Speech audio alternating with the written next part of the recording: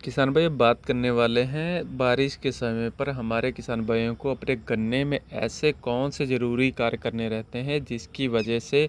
जो उनका आगे चलकर गन्ने का उत्पादन है वो अच्छा आ सके, अच्छे तरीके से उनके गन्ना बढ़वार ले सके, गन्ने की मोटाई अच्छी आ सके, उसमें कोई रोग ना लगे और गन्ने की जो पैदावार है पिछले सालों से 1.5 से 2 गुनी बढ़ सके। तो आज की इस वीडियो में किसान भाइयों को ऐसे कुछ महत्वपूर्ण कार्य जो बारिश के समय हमारे किसान भाइयों को करने चाहिए उसके बारे में संपूर्ण जानकारी इस वीडियो के माध्यम से दी जाएगी।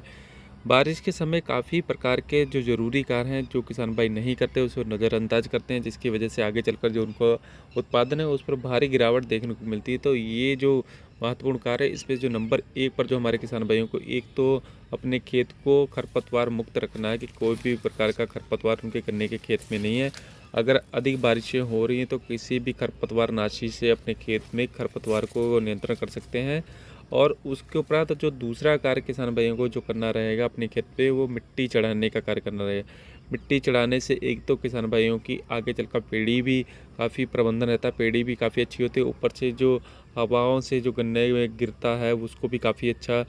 रुकावट रहती है, गन्ना गिरता नहीं है। और गन्ना थोड़ा हाइट लेकर अगर बांधा जाए तो भी ये मिट्टी रोकती है, जिससे कि जो कच्चा गन्ना होता है कई बार देखा गया है बीच में छोटे गन्ने हो जाते हैं, वह अगर किसान भाई मिट्टी नहीं लगाते तो इधर उधर गिरने लग जाते, तो वो छोटे गन्ने की अगर बंदाई किसान भाई कर देते तो काफ़ी प्रकार से उसमें नुकसान देखने को मिलता है। गन्ने का छोटेपन से दब जाता है गन्ना और जो छोटे गन्ने बीच में बन जाते हैं वो ख़राब हो जाते हैं। तो इसलिए मिट्टी का प्रबंधन जरूर करें, मिट्टी लगाने का कार्य किसान भाई अपने खेत में जरूर करें।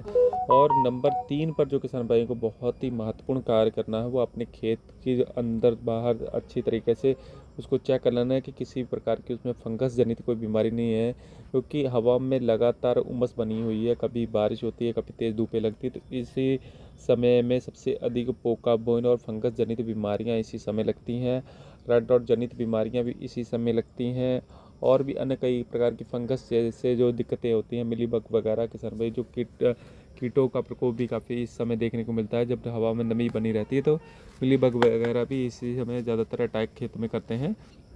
तो अपने खेत की पूरे ही अच्छे तरीके से जांच कर लेनी है। अगर किसी प्रकार का फंगस जनित या कीट जनित कोई भी बीमारी आपके खेत में लग रही है तो एक अच्छी स्प्रे फंगीसाइड और इंसेक्टिसाइड की अपने खेत में बारिश के समय में जरूर किसान भाई करें, जिससे कि उनके खेत में किसी प्रकार का फंगस जनित कोई भी बीमारी ना आए, बोका भोइन या रेड डॉट जैसी कोई बीमारी ना उनके खेत में देखने को मिले। और या फिर विल्ट भी कई बार देखने को मिलता है, फंगस से ही विल्ट का जो रोग है कहीं कहीं गन्ने सूखे हुए देखने को मिलते हैं, तो ये विल्ट की बीमारी है, तो ये इससे भी निजात पा सकते हैं।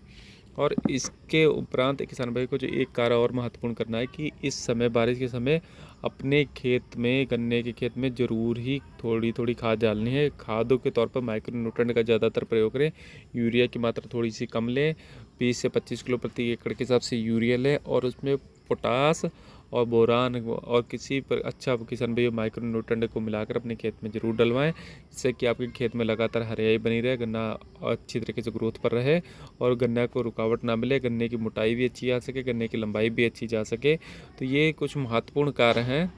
जिसको कि अगर किसान भाई बारिश के समय अपने खेतों में कर रहे हैं, अपने गन्ने के खेतों का प्रबंधन इस हिसाब से कर रहे हैं, तो आगे चलकर उनको जो उत्पादन है बहुत ही अच्छा देखने को मिलेगा। जो उत्पादन उनका धीरे धीरे घट रहा है वह एकदम से अच्छे तरीके से उत्पादन आ सकेगा। 500 कुंटल प्रति एकड़ के हिसाब से किसान भाई प्लस ही काट सकते हैं अगर इस प्रकार के प्रबंधन अपने खेत में कर रहे हैं।